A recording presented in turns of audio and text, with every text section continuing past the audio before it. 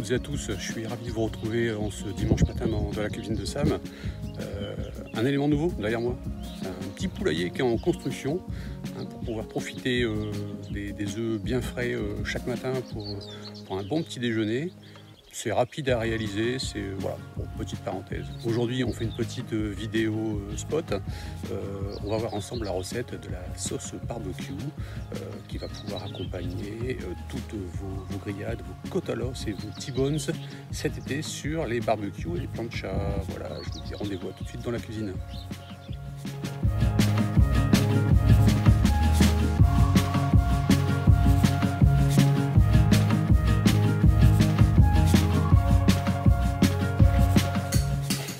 Et nous voici dans la cuisine pour réaliser cette recette qui sort un petit peu de l'ordinaire, puisque aujourd'hui, je vous rappelle, on va réaliser la sauce barbecue. Alors, de quoi avons-nous besoin pour réaliser cette sauce? Tout d'abord, un petit récipient pour pouvoir la conserver au frigidaire à la fin. Je vous rappelle que cette sauce se conserve vraiment très bien et assez longtemps. De la cassonade, du sel, du poivre, de la sauce anglaise, du paprika fumé, très important, paprika fumé, qu'on trouve assez facilement dans les commerces, de l'huile d'olive pour la friture, du vinaigre de cidre,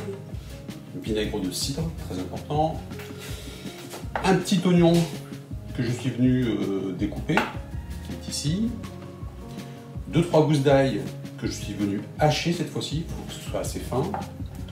Et dernier élément, du ketchup.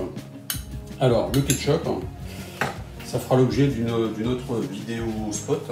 Faites-le vous-même. Faites-le vous-même, c'est assez facile à réaliser. Ça va assez vite, tout comme la sauce barbecue.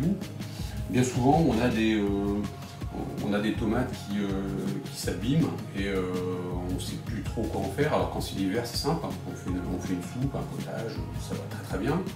L'été, c'est un peu plus compliqué parce que la soupe l'été, à moins d'être fan du gazpacho. Mais sinon, si vous avez des tomates qui sont bien mûres, un peu abîmées, faites du ketchup. Je vous ferai la recette prochainement, une petite vidéo spot comme celle-ci. Vous allez voir, c'est facile à faire. Et au moins, vous savez ce que vous mangez. Donc là, du ketchup maison. Donc première étape de la recette, elle est assez simple. Vous prenez une poêle.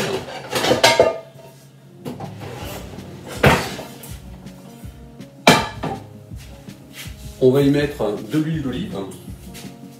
Alors vous mettez un... Faut pas que ça attache, donc vous en mettez quand même un petit peu. Donc de l'huile d'olive. On va y mettre notre oignon.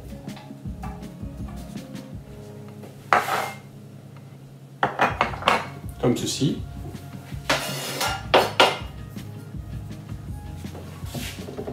Donc on met l'oignon, on met l'ail, voilà, et on va venir y mettre une cuillère à soupe de sucre de cassonade. Voilà, une cuillère à soupe rase, ça ne sert à rien de venir bomber comme ceci. Et là, on va aller le mettre à feu doux et on va faire réduire un petit peu ça pendant l'équivalent de 5 minutes. Alors attention, l'oignon ne doit pas caraméliser tout de suite, ça va être par la suite. Donc là pour l'instant on va juste faire blondir ce qu'on a mis dans la poêle. Voilà, le temps que ça se fasse et je vous retrouve pour la suite. Allez, à tout de suite.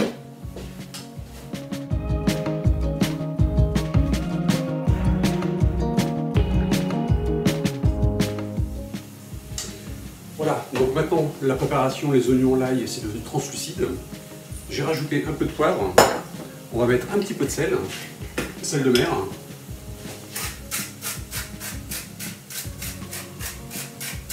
Alors toujours pareil, allez-y en plusieurs étapes. Il vaut mieux rectifier à la fin si vous trouvez que votre sauce manque un peu de sel, de piquant, mais allez-y quand même mollo. Le paprika fumé, on va mettre une cuillère à café. Voilà, donc une cuillère à café de paprika fumé. Et on laisse à nouveau mijoter pendant 2-3 minutes. Je vous retrouve tout de suite.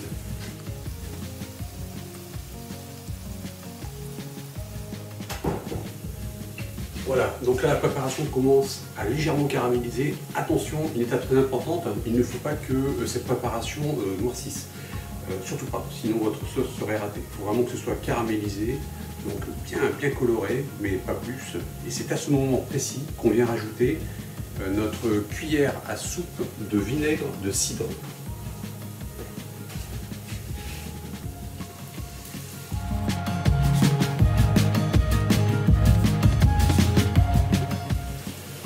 Christophe Colomb, lors de ses différentes expéditions, aurait ramené avec lui le secret de différentes sauces. Voilà. Alors, il n'est pas clairement écrit dans les livres d'histoire que la sauce barbecue soit revenue avec lui. Toujours est-il qu'il est revenu avec des sauces. C'est à peu près au début du XVIIIe siècle que la sauce barbecue a été inventée en Caroline du Sud, donc par les Américains.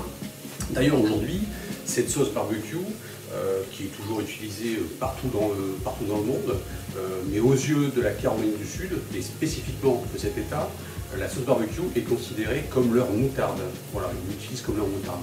Et d'ailleurs, à ce propos, savez-vous que la sauce barbecue, vous pouvez l'utiliser comme accompagnement de vos grillades, mais vous pouvez également l'utiliser comme marinade.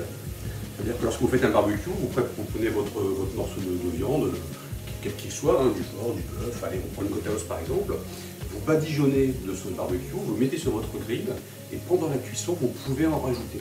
Voilà, ça vous sert de marinade. C'est une petite astuce et ça donne un petit goût différent à la viande. Alors si en plus vous le faites avec une sauce barbecue maison, vous allez obtenir quelque chose de tout à fait extraordinaire. Je vous retrouve dans quelques instants.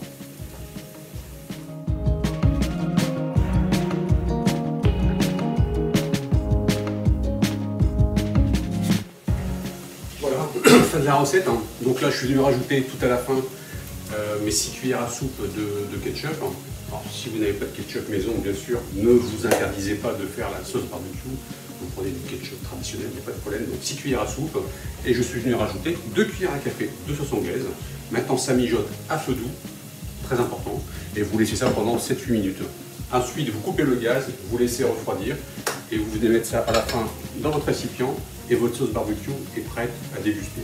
Voilà. Moi, personnellement, ce midi, c'est une rouelle de porc à l'indienne que je vais faire au barbecue et qui va très bien s'accompagner avec la petite sauce barbecue.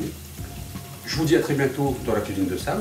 Je vous avais annoncé, la prochaine fois, on se retrouve pour faire la recette du filet mignon à la stroganoff que vous ne connaissez peut-être pas. Ça sera l'occasion de découvrir. Passez un bon dimanche, je vous embrasse, à bientôt, ciao!